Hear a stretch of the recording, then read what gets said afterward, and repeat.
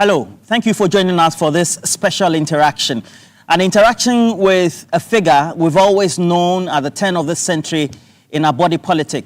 And since the fourth democratic dispensation, I have to say, having practiced journalism over the last 23, 4, 5 years, that we've had some strong personalities. One of those personalities was once a member, strong one, a founding member of the opposition New Patriotic Party. He then made a decision to transition from being a member of the MPP into leading a pressure movement that not only will create a new divide for the strong members of the democracy we have. And since then, he birthed the movement for change. Today, he started to make a new move for that movement. He's birthed a political party. Alan John Kwadwo Kyerematen is my guest. Good morning. How are you? Thank you, Alan. How are you doing? I'm well.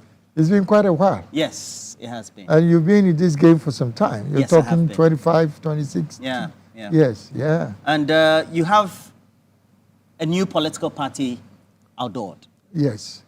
What's the name of the party? It's called the United Party, abbreviated as UP. You decided to make a choice from an environment of strife and a movement and then culminate into a political party as the United Party of today, just like the old. Is that the same? A difficult environment, and then you're birthing a new UP from that same difficult environment in the present day. Yes, yes and no. But the yes part is because the United Party at that time, the old United Party, had some core values. And obviously, it was about unity, bringing all those parties together. It was also about fighting against dictatorship. It was about freedom and liberties of the individual. So some of these were the core values of the original UP. And the UP, again, also later on gave birth to the Progress Party led by Buzia, and then later on the PFP led by Victor Usu. So you could see that it has been a chain of party groupings based on the original UP. And we came as a group of friends, we came together as the Young Executive Forum to become founding members of the MPP. From the 80s, the late 80s, so to speak, 85, 86, 87. 87, yeah. But then when MPP was established in 1992, we had already been in existence as the Young Executive Forum. Interestingly, with the same ideals as the United Party. So it became more or less obvious that once the NPP was being established on the back of the UP tradition, then the Young Executive Forum would naturally be one of the most vibrant and dynamic groups within the NPP. If I have to ask you a candid question. Yes. And it's just plainly based on your own assessment. Yeah. How would you say, since the establishment of the Movement for Change, the transition from your disgruntled members, you inclusive, yes, their performance on the political scene and stage, contribution to political discourse and policy formulation yes, and implementation, yes, how would you say it has been? Because certainly either they contributed well or not into all the public opinion that affected the last election. yeah. I will or will not be surprised. Yeah, so of course you've talked about the performance of the Movement for Change in different areas. In your own assessment. So you talked about policy formulation. Now, even though we were established as, I would say, a political entity, not a political, full-blown political party, we were the first... More like a pressure group. Yes, we were the first to come out with our policy blueprint. I mean, the parties called theirs manifestos. we made it clear that a manifesto is only a set of promises that are made. And we were interested not in manifesto promises, but were interested in a comprehensive policy blueprint, which you can execute when you come into power. So in terms of contribution, that was very significant. That the Movement for Change put together the Great Transformational Plan, which has been acknowledged not only in Ghana, but the Yellow Book. Yeah, the Yellow Book. GTP. Yeah, GTP. So that actually came even before the manifestos of both the NDC and the MPP. So if you're talking about how successful were we in terms of, let's say, policy formulation, which you wanted there. So it's clear. It's very obvious. Yes. Yeah. And then your people. Their influence on the political scene. The influence has also been very significant. If we are objective, you'll find that even now, as we speak, before today, when we formally announced the establishment of the UP, some of the most powerful contributors to public discourse have been from the Movement for Change.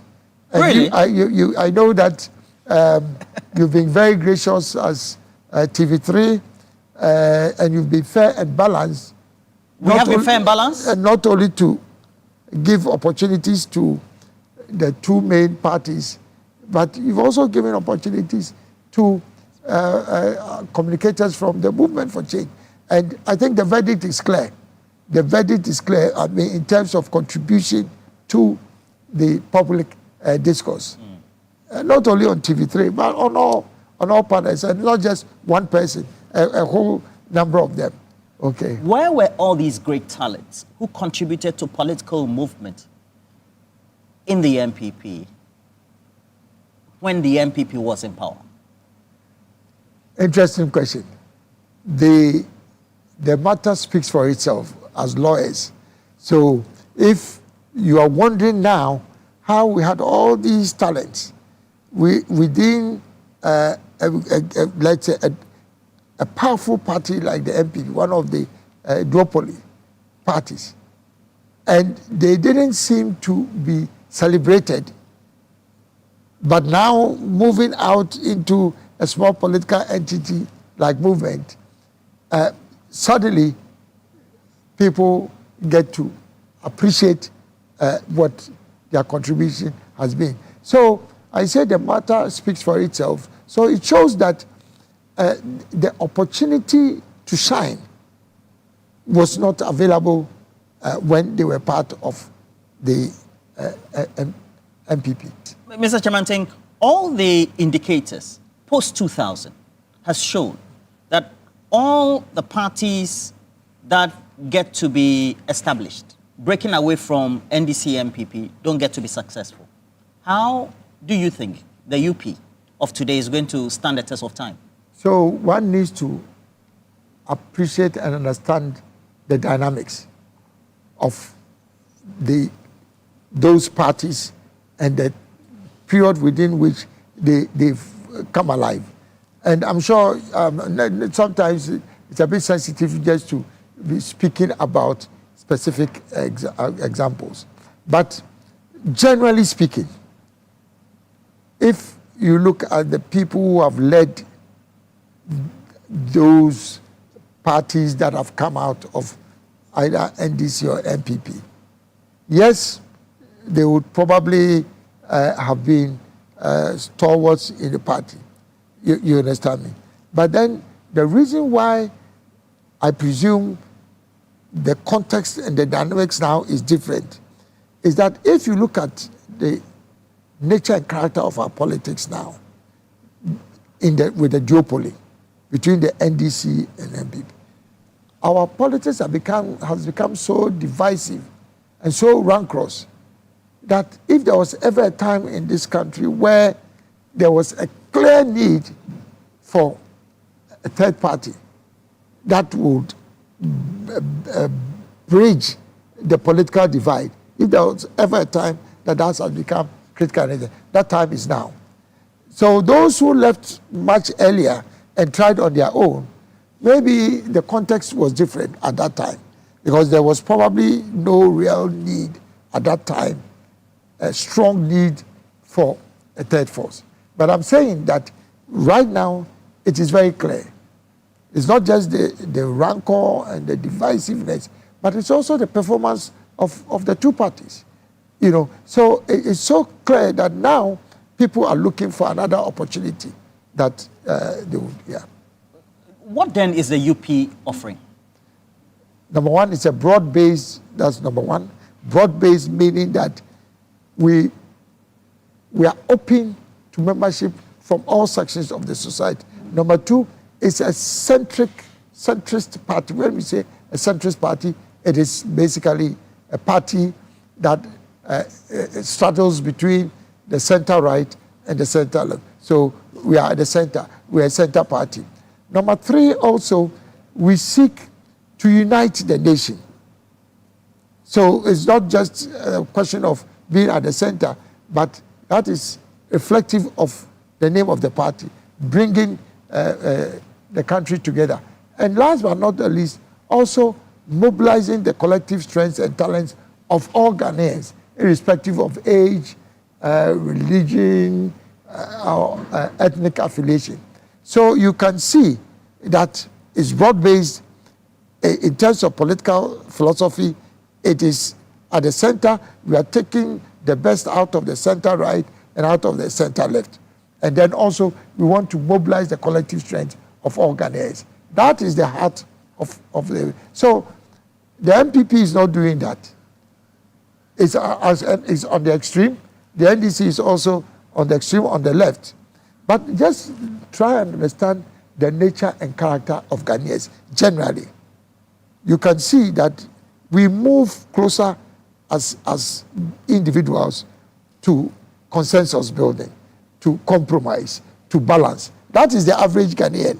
So for the first time, you find that there's a new political party that speaks very much in terms of its philosophy to the very nature of Ghanaians.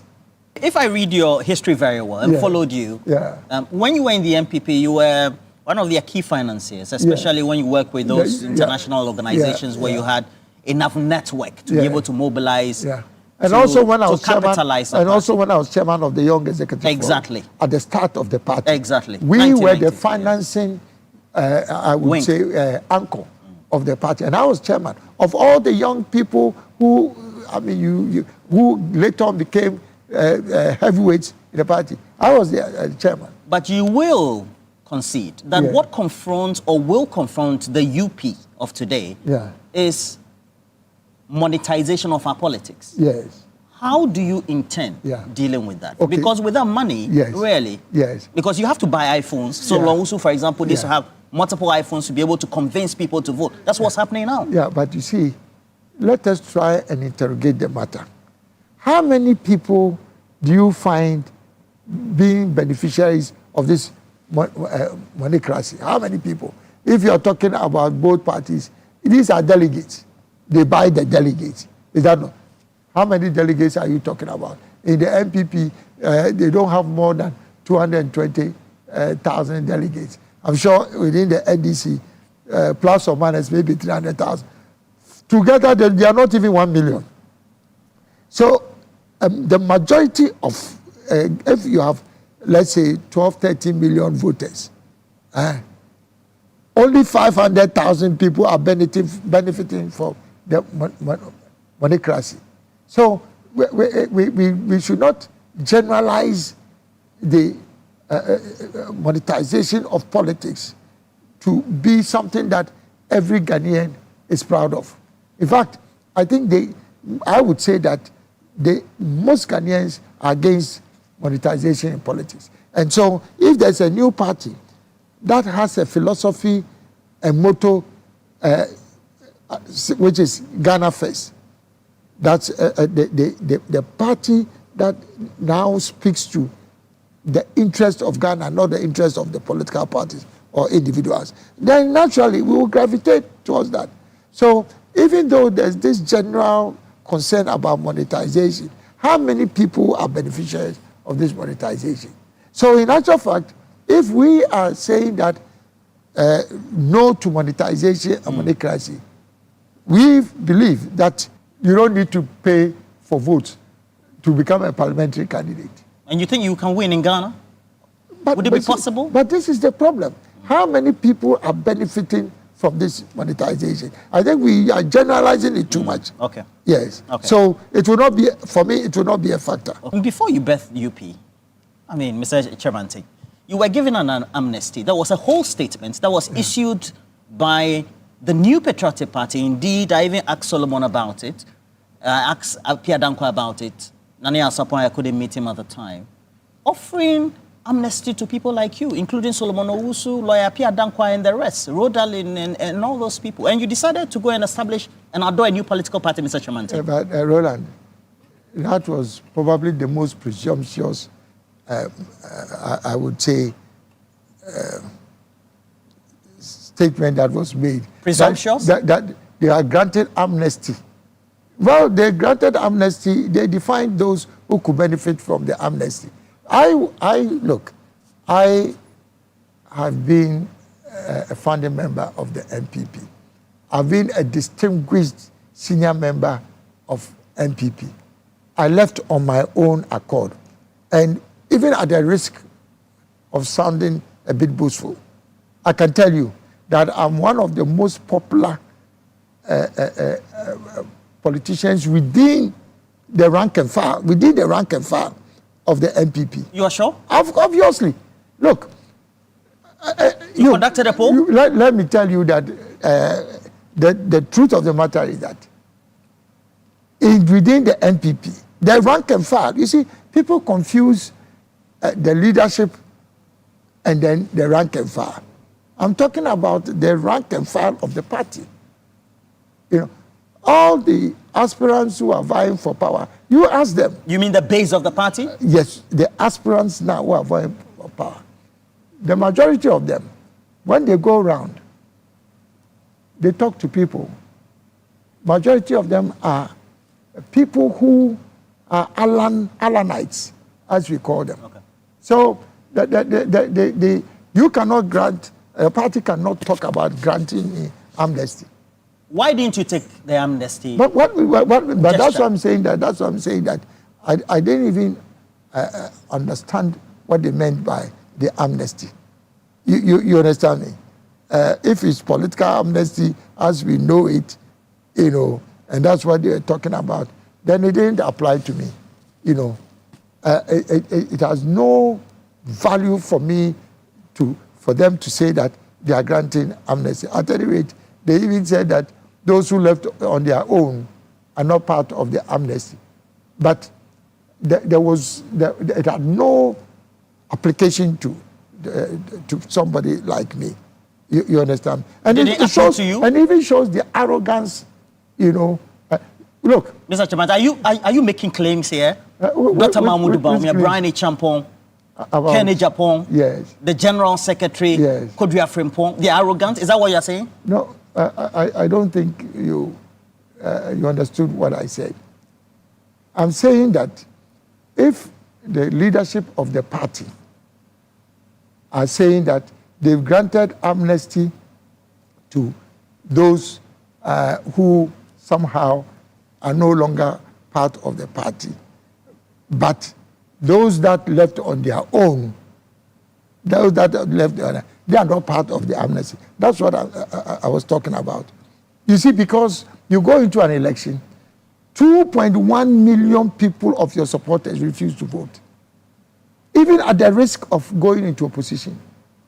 So are people thinking, I mean, you have a party, and presumably you have your base. Why is it that you think that 2.1 million people of your supporters, even at the risk of going into opposition, decide that they will not vote for the MPP? So it must suggest to you that they are not probably prepared to go to NDC, but they will not vote for MPP. So they are ready for a new vehicle. You think it's possible that we could have UP parliamentary candidate just like the NDC also was able to prune MPP seats in the Ashanti region? But this is exactly what is going to happen, because I'm saying that, and you probably may have heard about the so-called Okoye report and the other surveys that were done post the 2024 election. It's not that people are not owning up to it, but it is very clear from the reports that the fact that they created a situation where Alan had to leave the party was one of the major reasons why so many people actually refused to vote. What do you make of the MPP internal presidential race that's taking place, and then also the conversations and the tirades they are throwing at each other? Well, you see, but that's the point. And very respectfully, Roland, I will not come and sit here as I would say as a politician that has basically just adored a new party to be discussing the race for the leadership in the MPP. No. I still have a lot of friends in the MPP. There's no doubt about it. Don't get me wrong. I made it clear to you that even at the risk of sounding boastful, I still am one of the most popular political figures within the rank and file. So, yes, it's not as if I don't have friends there. My problem has never been with the rank and file of the party. When I was resigning, I made it clear. My problem has been with the leadership. The party has been hijacked. By who? Let's not get into that. Let's use this executive time, because we are discussing what will move Ghana forward, not NPP matters. What's your position so far on how the government of John Dramani Mahama has supervised the anti-Galamsey fight? To be very objective, I would say that they are making an effort. They are trying. It is clear that there's the political will to get things done. But unfortunately, they have not been able to articulate a comprehensive and I would say strategy, results-oriented strategy and policy framework. The things that they are doing are not entirely consistent. And for me, I feel that they should look at my 10-point plan and agenda to stop Galamsey. And I've talked about this. I've put this out in the media as part of the GTP. By the GTP, And if you look at the GTP, it speaks very much to what we need to do about stopping Galamsey. And of course, I know it's not all about this topic, but I hope that we can do a follow-up interview just specifically on Galamsey. So I think the government has the will to try and get something done, but it's not going far enough. And I think it's such a serious matter that the government must really now come to terms with how they can decisively deal with it. So the position that they've put in place some measures, and they need to give that some time to work. I don't think that is a way. In your 10-point plan, you said there should be a ban, etc. Do you think? Yes. Do you think that should be done in tandem with putting in place a state of emergency? Well, because my worry has been, what is the state of emergency? What is the state of emergency? But our proposal is that the nature and character of Galamsey makes it very difficult to distinguish between legal small-scale mining and illegal small-scale mining. That's the problem. So when you impose a total ban and enforce that ban within a period of 1 year, this matter is so serious that I can't even believe that this proposal is not being taken up. The 10-point plan? Yes, the 10-point plan. So you suspend any certificate of agency, yes, remove all small-scale and community mining licenses. Yes, because you see, when you put a ban, and I said a ban for 1 year, at least for a period of 1 year, it means that the issue of having small-scale mining does not arise. I don't know whether that is the same thing as state of emergency, but as for state of emergency, it can mean so many things.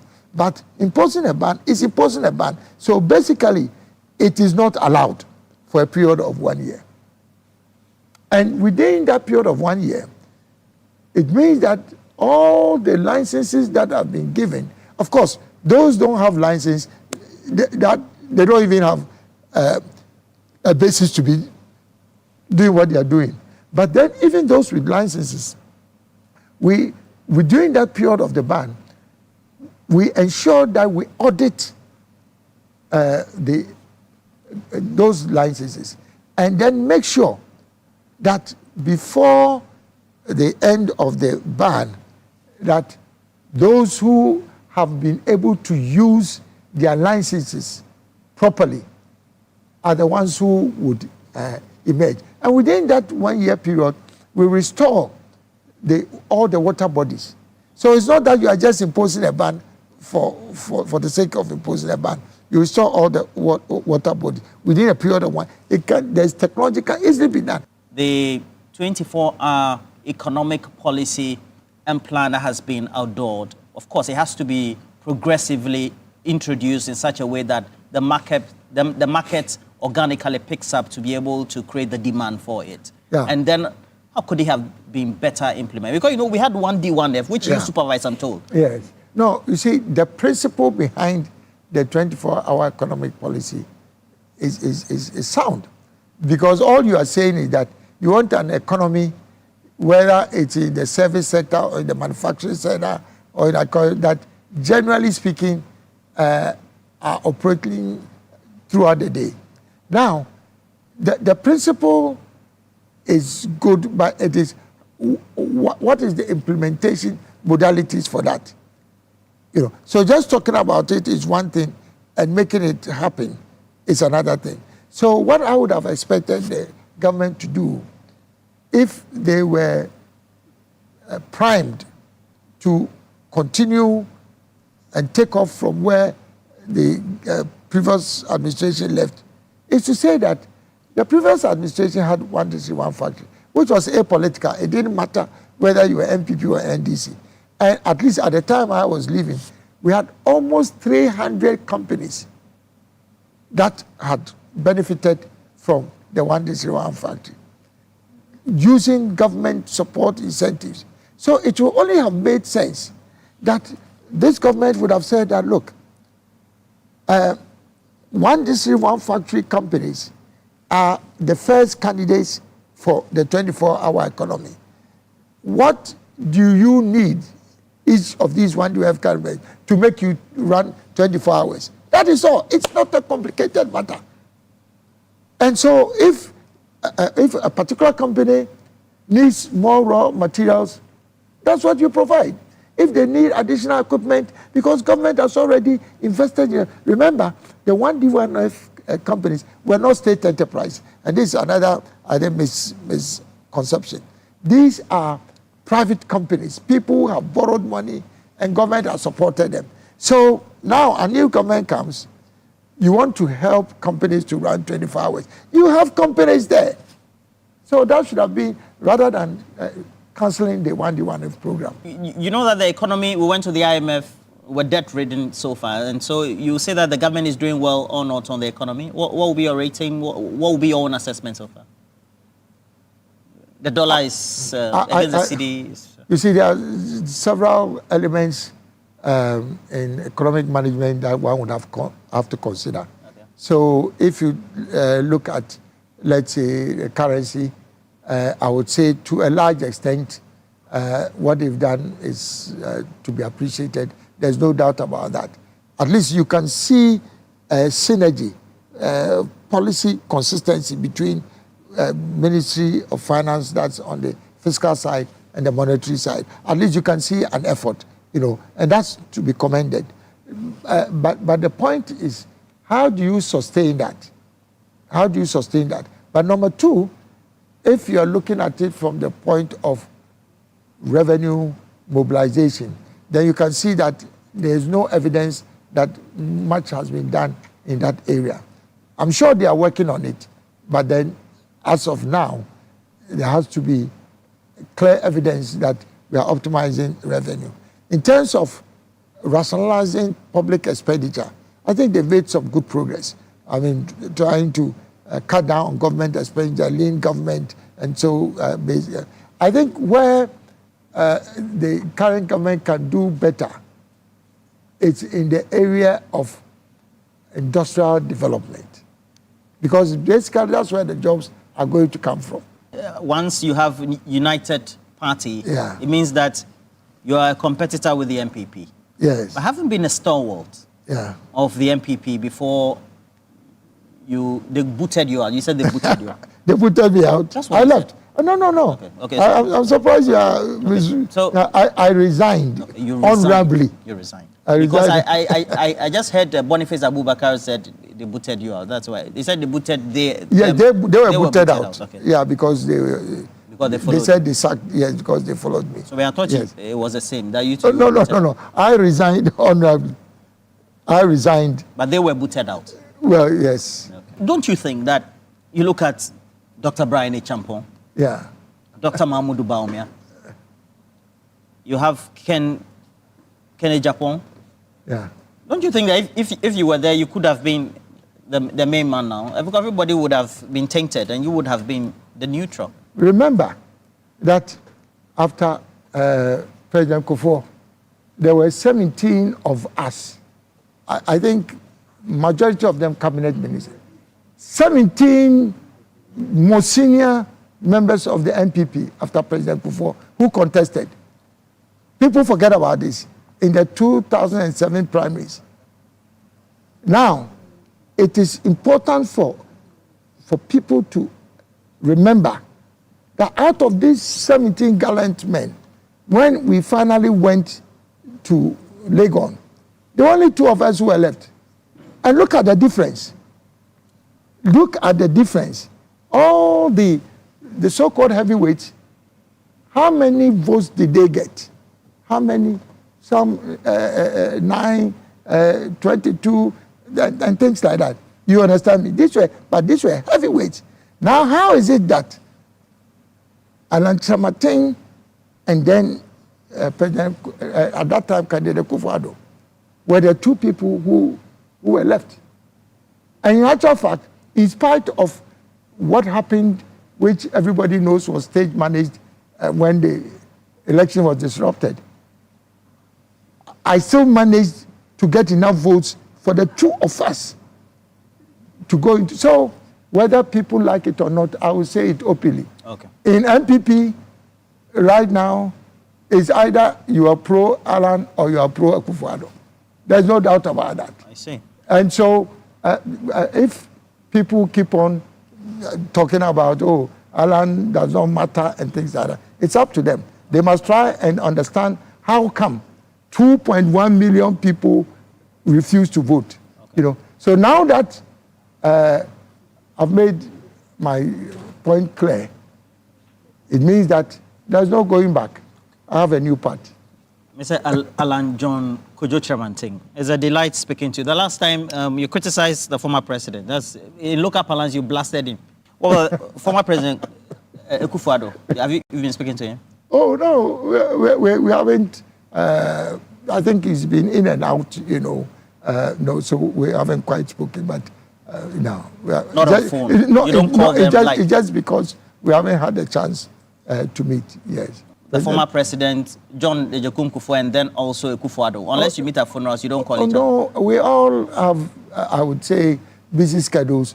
But when we meet, we definitely confer. So I don't think that's a problem at all. Mr. Kyerematen, nice talking to you. Roland. Are you Solo is my very good friend. Are you going to now become the parliamentary candidate for United Party? For the United Party. I'm a journalist. So that's the difference. In the meantime, I'm a journalist. You see, so that's the difference. Now we are no longer a movement. Yeah, we have a full-blown organizational structure with parliamentary candidates who will be selected. Yeah. So this is where the action will be. All right, great speaking to you. Yes, and very vociferous as always. Alan John Kwadwo Kyerematen, alongside his interim officers as well as his soldiers, decided to launch their own party, United Party, fully registered under the laws of Ghana. And congratulations to you, sir. Thank you. We promise to give you more platforms for you to air. We very much appreciate that. Yeah. Your own policy ideas and improve our democracy. Yes, yes, absolutely. As experienced as you are. Yeah, thank you. I appreciate it. Well, you can get an upload of this interaction on TV3 Ghana as well as other subsidiary platforms of Media General.